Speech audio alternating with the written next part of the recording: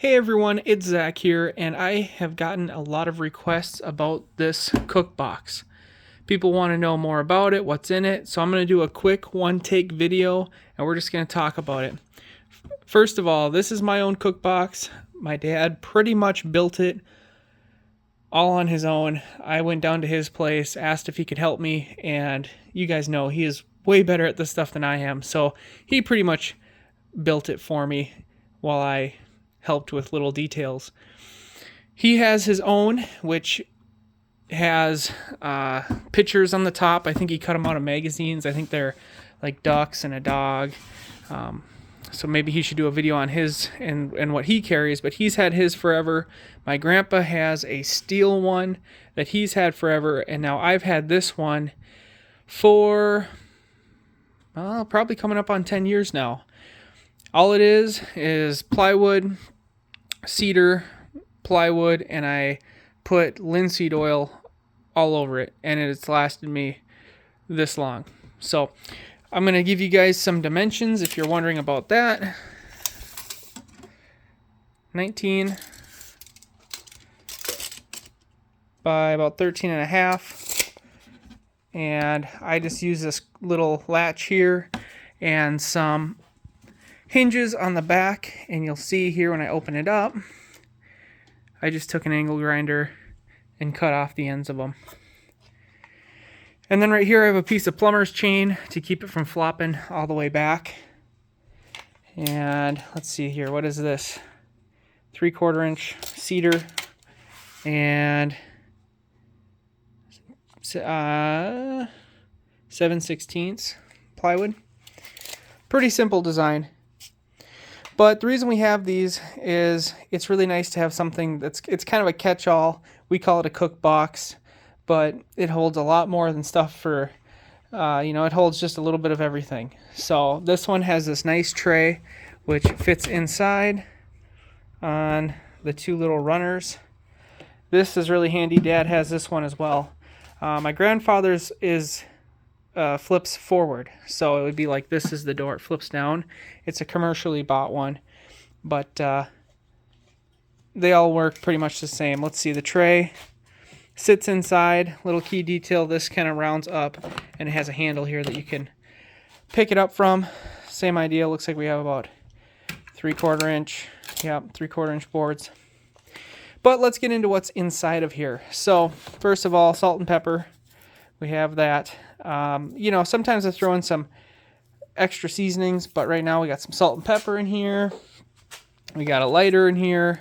Normally I have a few ways of starting fire because you just never know what it might take. Mora knife. You guys have seen my Mora knife. Good old-fashioned cutlery. Always can use some of that.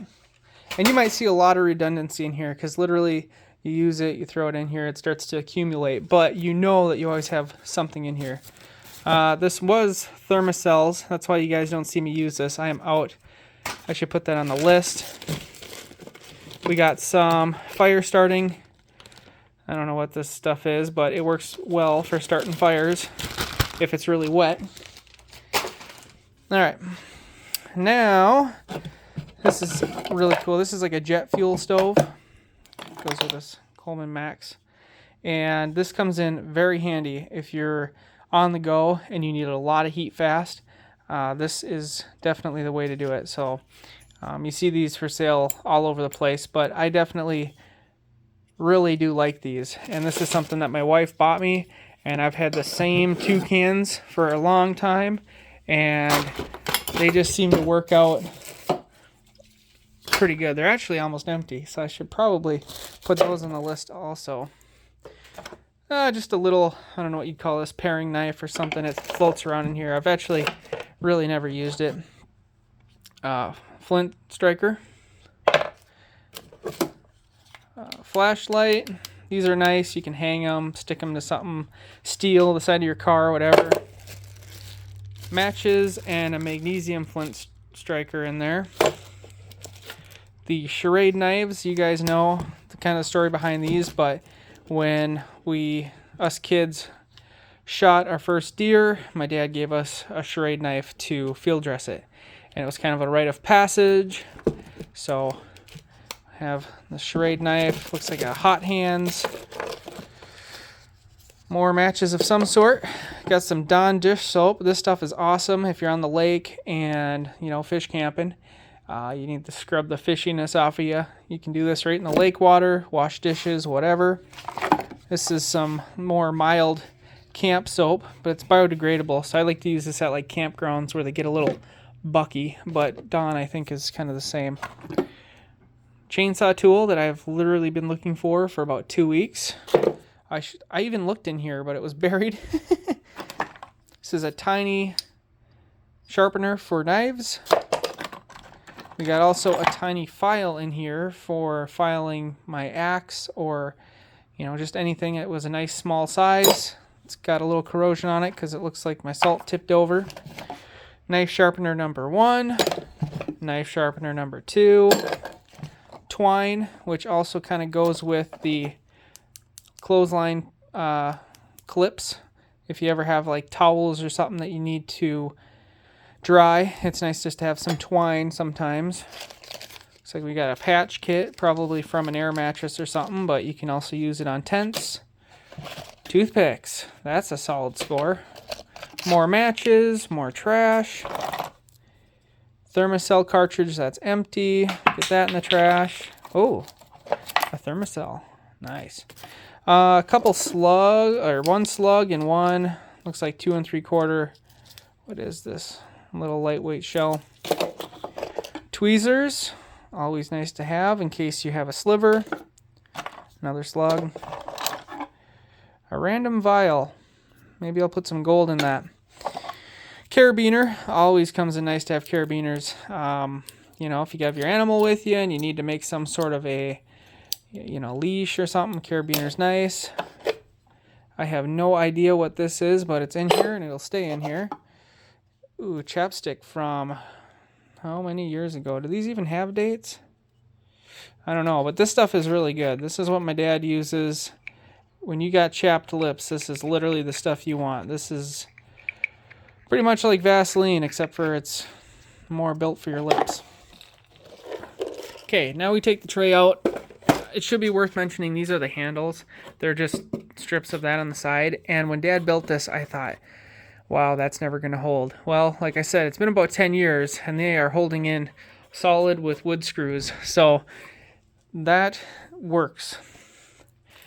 Oh yeah, at the end of a camping trip, when stuff gets thrown in here, it can be dirty, it can be clean, whatever. So I see right here on top, I got 2 dirty spatulas, which is why I'm going through this, because I'm getting ready for duck hunting, and I have to clean. So it's the catch-all, right? Paper plates, trash, more paper plates. Now I have a full set of the blue steel, and I had them all in here, but when you're camping, it is, you know, it's a lot of work to bring water and do dishes. And I have a portable sink that I can bring with that folds up. And I had it all in here, but it gets to be too much. So paper plates are multi-purpose in that thing. You can make a fire with them. You can use them for a whole bunch of stuff. So they're very valuable out in the woods. Of course, I'm going to contradict myself right now, because inside of this is an awesome silverware set. So these are nice because sometimes you need a real knife or a real spoon, bowl, skewer sticks, nice to have. Sometimes you want to skewer some meat, and you can see a bunch of measuring cups, spoons, more knives. Oh wow. Lemon pepper. Oh wow, does this have a date on it?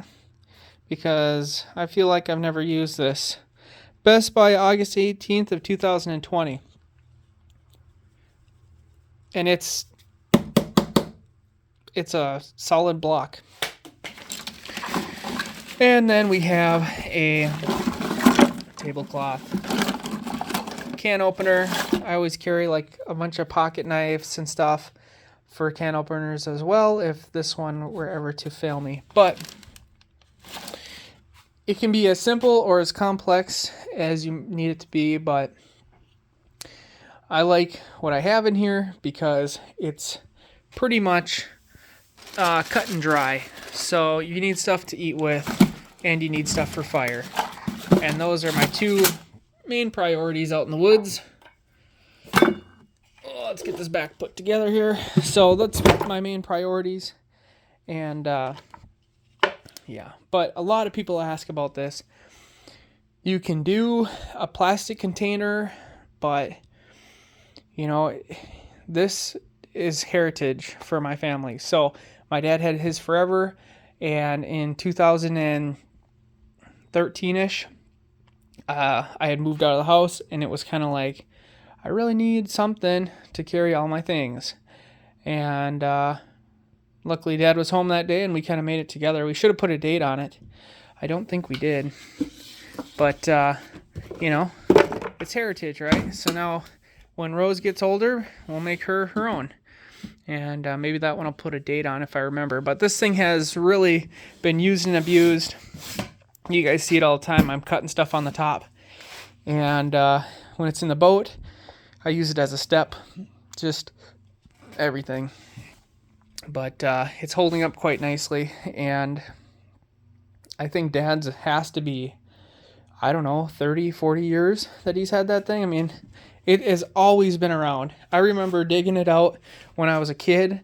In the middle of winter, we'd make snow cones, and we'd put salt and pepper on the snow, and we'd dig it out of the Cookbox because it was always out in the garage and easy to access. So, yeah, very simple. You guys have the measurements. You can kind of see.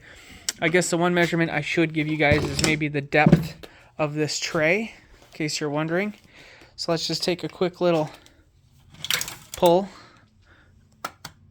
3 3/4.